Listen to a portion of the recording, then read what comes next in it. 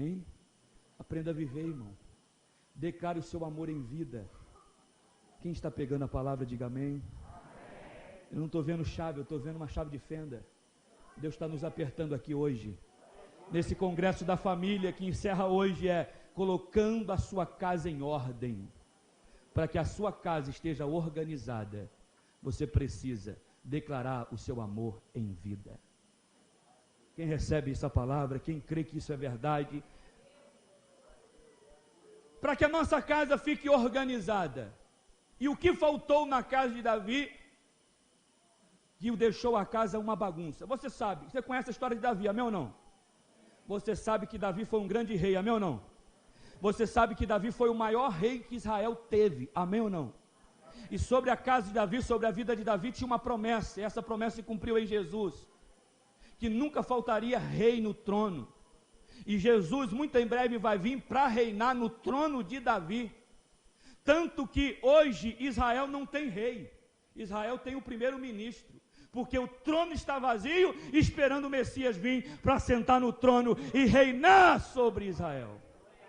Então Deus tem promessas para Davi, Deus teve promessas para a sua vida, para a sua casa. Mas deixa eu lhe afirmar uma coisa aqui: Davi foi muito bom rei, Davi cuidou muito dos filhos dos outros, Davi foi um excelente líder do seu exército, mas dentro de casa Davi foi um fracasso. Davi, o homem segundo o coração de Deus, o maior rei que Israel teve, mas dentro de casa deixou a desejar. Você sabe que a vida familiar de Davi foi um fracasso. Você sabe que no decorrer da caminhada de Davi como pai, como marido, ele foi negligente. E uma das afirmações aqui, eu usei aqui nessa noite esse texto, para mostrar que o relacionamento dele com Absalão era tão complicado, tão em conflito, que ele teve que lutar contra o filho, porque o filho queria o tomar. Um golpe de estado, o Absalão queria tomar o trono do próprio pai. A casa de Davi era uma bagunça. Diga, eu quero que a minha casa esteja em ordem. Então deixa eu falar aqui em rápidas palavras, como manter a nossa casa organizada, a exemplo de Davi, e a realidade, o exemplo negativo. Alguém disse, e é uma verdade, não erre para aprender, aprenda com os erros dos outros. Então quando nós olhamos para a vida de Davi, nós vemos erros trágicos na vida familiar. Então vamos aprender com o erro de Davi. Quem veio aprender, diga amém. O pastor disse, e Paulo falou isso, que tudo que foi escrito no passado, para o nosso ensino foi escrito. Ou seja, a história de Davi é Deus nos ensinando. Se ele foi para um lado, é Deus falando alguma coisa e nos ensinando. E o que nós aprendemos com a história de Davi, para que a nossa família seja organizada? Primeiro, tenha a percepção do que está acontecendo dentro da sua casa. Tudo começou na vida familiar de Davi, na sua tragédia. Tudo começou porque Davi não percebeu que dentro da sua casa tinha um sobrinho, e esse sobrinho começou a semear no coração do seu primo, do filho de Davi, Aminon, o desejo ou a vontade e a intenção de possuir a sua meia-irmã Tamar. Davi não percebe que dentro da sua casa tinha o seu sobrinho, e o seu sobrinho começou a semear no coração do seu primo, do filho de Davi, Aminon, pensamentos impuros, falando assim: você pode ter a sua meia-irmã, você pode a possuí-la. E este homem foi semeando no coração de Aminon, e o Aminon começou a sentir desejo e atração pela sua meia-irmã, e diz a Bíblia que o Aminon violentou a sua meia-irmã Tamar. Mas Davi não percebeu que dentro da sua casa tinha uma serpente, porque a Bíblia fala que Jonadab era sagaz.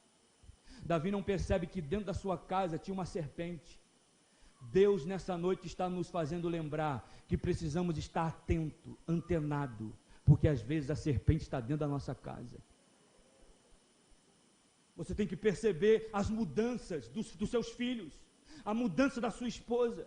Você tem que perceber e estar antenado com as mudanças que estão acontecendo dentro da sua casa. Existe marido, existe esposa, que a vida dela está tão desconectada, tão no outro mundo, que as coisas estão acontecendo debaixo do teto, ele não está percebendo. Davi não percebeu que dentro da sua casa estava sendo montado a maior tragédia na casa de um rei, a filha violentada, o filho que a violentou, e futuramente este filho que a violentou seria assassinado, e este filho que foi assassinado pelo próprio irmão, Absalão. Davi não percebe que dentro da casa de Davi tinha uma pessoa sagaz, uma pessoa que era tido como uma serpente, e ele começou a semear o veneno do mal dentro de casa. Pode ser que Davi tinha uma grande visão do futuro, pode ser que Davi olhava para o futuro e dizia: o meu reino será maior ainda, eu vou crescer no meu reino. Mas Davi tinha um problema de visão. Sabe qual é o problema de visão? Hipermetropia. O que é isso? Não consegue enxergar as coisas de perto. Pode ser que Davi conseguia enxergar o futuro, os projetos futuros, mas Davi não conseguia perceber que dentro da sua casa tinha uma serpente. Deus, nessa noite, está nos dando uma visão além do alcance, amém ou não? Mas também está nos dando uma visão dos mínimos detalhes da nossa casa. Nós vamos perceber quando o nosso filho começar a mudar o comportamento. Existem pais que são tão desligados, desconectados com as coisas da família, que o filho começa a usar droga e o pai não percebe. Descobre pela boca do outro, mas o pai não percebe. Será que Davi não percebeu por quê? Porque estava envolvido com os seus projetos do reino. Pode ser que a agenda de Davi era muito lotada, pode ser que os seus muitos compromissos o afastou da sua família, pode ser que Davi não tinha essa percepção, porque tinha muito compromisso, não tinha os seus filhos. Tinha presentes, tinha recurso, tinha dinheiro, tinha pessoas que cuidavam, mas o pai Davi não percebeu que dentro da sua casa tinha uma serpente. Amém? Quem quer a sua casa em ordem, diga amém. Amém. Tenha percepção, irmãos. Levante a sua mão direita assim. Eu quero profetizar sobre a sua vida, que você vai perceber todas as mudanças dentro da sua casa. Você vai perceber quando a sua esposa começar a se distanciar de você. Você vai perceber quando o seu cônjuge começar a se distanciar de você. Você vai perceber quando os seus filhos começarem a mudar o comportamento. Você vai perceber porque o seu filho não será adotado por um traficante. Pelo contrário, o seu filho será cuidado por você, porque você vai dar atenção para ele, vai conversar com ele, vai estar junto dele. Você vai perceber o que está acontecendo dentro da sua casa. Nada na sua casa vai passar desapercebido. Receba esta palavra no nome de Jesus. Deus está nos dando visão esta noite. Nós vamos enxergar o que está acontecendo debaixo do nosso teto. Quem crê, quem crê, quem crê, quem crê, quem crê, quem crê, quem crê. Há uma mudança dentro de casa e a pessoa não percebe. Tenha percepção do que está acontecendo dentro da sua casa.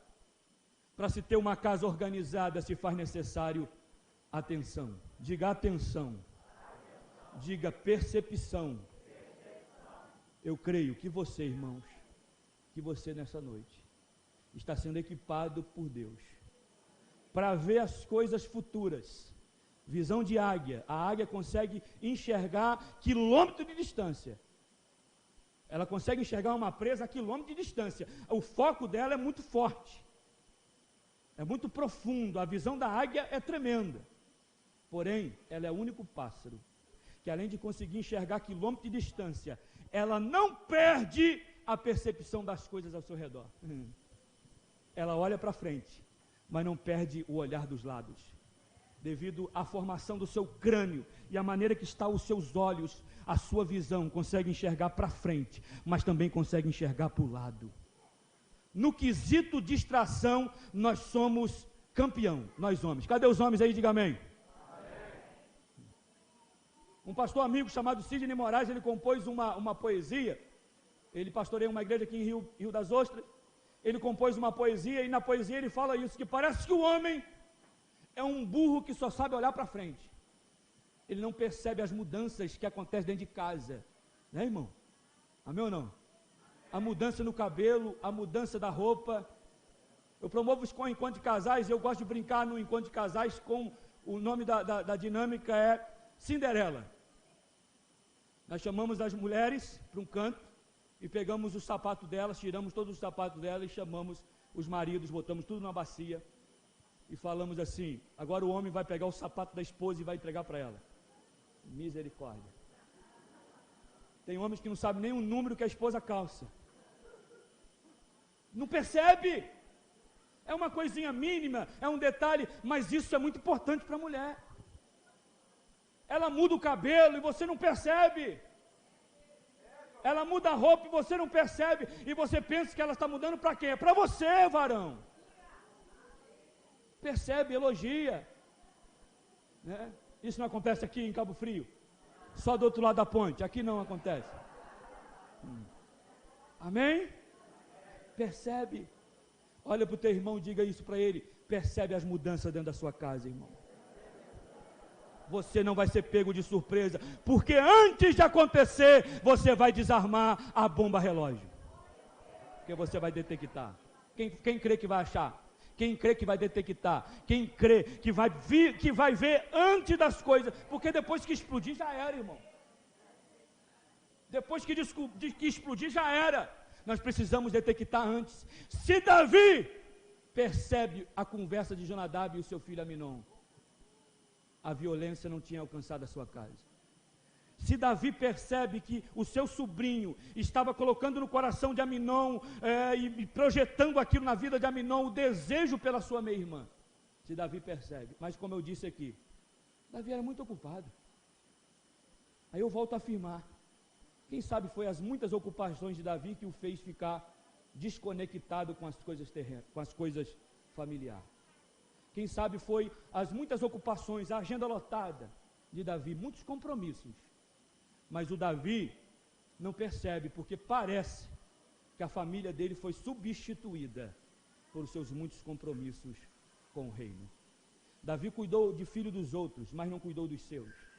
Davi conseguiu prever várias guerras e ter vitórias em várias relações, mas como pai, no que tange a sua família, deixou a desejar. Quem quer, eu vou perguntar de novo, quem quer que a sua família esteja organizada, diga glória a Deus. Fica antenado, irmãos. Fica ligado, perceba as mudanças dentro da sua casa. Pode ser que essa sua percepção vai evitar problemas maiores. Se Davi percebe o que estava acontecendo dentro da sua casa, ele não teria uma filha violentada, um filho que a violentou, não teria um filho assassino e um filho assassinado, ou 2 filhos assassinados. Se ele percebe, se ele cuida do problema antes do problema se tornar grande, porque o problema cresce. Então você tem que resolver agora. Deus vai te dar essa visão para você perceber o que está acontecendo. Quem crê, diga amém. Segundo ponto a se frisar sobre a vida de Davi: Davi não agia. Davi não agia. O Absalão fez o que fez porque tinha um pai negligente nessa área, ele não fazia. Davi, a história é basicamente essa. Aconteceu na sua casa, o Aminon violentou a sua meia-irmã, a filha de Davi, Tamar. O Absalão ficou olhando, porque Tamar era irmã de Absalão, e Absalão ficou observando: meu pai vai fazer alguma coisa, meu pai vai castigar o Aminon, meu pai vai botar o Aminon no joelho, no milho, meu pai vai disciplinar meu irmão, meu pai vai fazer alguma coisa. E o Absalão ficou esperando. Bom, passou uma semana, passou 2 semanas, passou 1 mês, passou 2 meses, Davi não fez nada. E isso foi criando no coração de de Absalão uma revolta contra o seu irmão e contra o seu pai. O Davi, sabe o que o Davi fez? Nada. Davi não fez nada, não age. Quem quer ser um agente de mudança? Amém? Quem quer ser um agente de mudança, diga amém. Vou perguntar de novo, quem quer ser um agente de mudança na família, diga amém. Amém. Seja uma pessoa de atitude. Você precisa agir. Você precisa tomar atitude. Não adianta nada você dizer que vai fazer e não fazer. Um dia Jesus contou uma parábola sobre 2 filhos, e o pai chegou para esses 2 filhos e disse: filho, vai trabalhar na vinha. Um chegou e disse: eu vou trabalhar, mas não foi. O outro chegou: eu não vou trabalhar, mas foi. E Jesus perguntou: quem fez a vontade do pai? O que disse que ia, mas não foi, ou o que disse que não ia, mas foi? Primeira ou segunda opção? Segundo, porque para Jesus e para Deus, mais vale atitude do que palavras. De nada vale você prometer que segunda-feira vai começar uma dieta e não faz. Está precisando, irmão? Dá uma olhadinha para o teu irmão e diga isso para ele: se você prometeu, cumpre, irmão. Seja uma pessoa de atitude. Eu preciso tomar atitude em relação à minha família, em relação à minha vida. Para você ter uma vida saudável, você precisa tomar atitude. Se você precisa tomar uma atitude e o médico falou: corte refrigerante, corte gordura, corte, corta. Porque se você não tomar uma atitude, você vai morrer. Vai morrer, vai infartar. Diga misericórdia. Seja uma pessoa de atitude, irmão. Faça, pare de prometer. Todo ano, vai acontecer de novo agora, dia 31 de dezembro. Todo ano: Senhor, 2017 eu vou ser melhor, 2017 vai ser só vitória, 2017 eu vou me inscrever no ministério, 2017 eu vou fazer a sua obra. E vai falando e prometendo, e Deus do céu, que sabe das suas palavras, que é jogada ao vento, olha e diz: mais um ano você vai prometer e não vai cumprir. Mais um ano você vai falar e não vai fazer. É melhor você dizer que não vai fazer e faça, do que você dizer que vai fazer e não faz. Você precisa de atitude. Você quer que a sua vida seja organizada? Tem atitude. Sabe qual atitude? Sabe qual atitude? Se você é um gastador ao extremo e diz que é tudo culpa do devorador, eu vou te informar o devorador. Olhe para mim. Tem alguém que diz que tudo é o devorador. É o diabo. O diabo, pastor. O diabo está furioso. O diabo está furioso. As minhas finanças não sobra nada. Aí eu te chamo para você trazer para mim a sua fatura. Se por acaso na sua fatura tiver o nome de diabo, eu pago a conta dele. É você. Você que é o gastador extremo. E sabe como você vai repreender esse demônio? Sabe como? Quem quer saber, diga amém. Pegar uma tesoura, cortar tudinho assim o cartão de crédito. Porque se você não tem controle, jogue fora o cartão de crédito, o cheque, não compre nada à prestação, compre tudo à vista, porque você precisa tomar uma atitude. Para sair do vermelho, você tem que tomar uma atitude. Se você não tomar uma atitude, vai continuar no vermelho e a sua vida financeira desorganizada. Amém? Tem que ter atitude radical. Por exemplo, evitar gastos. Evite gastos. Eu sei que os irmãos foram ensinados aqui, quinta e sexta-feira, sobre finanças, mas deixa eu lhe falar uma coisa sobre isso. Você precisa cortar gastos, economizar. Economize tudo, irmão. Economize energia, economize água. E eu, antigamente, quando criança, eu tinha medo do escuro, pastor. Hoje eu tenho medo de luz acesa.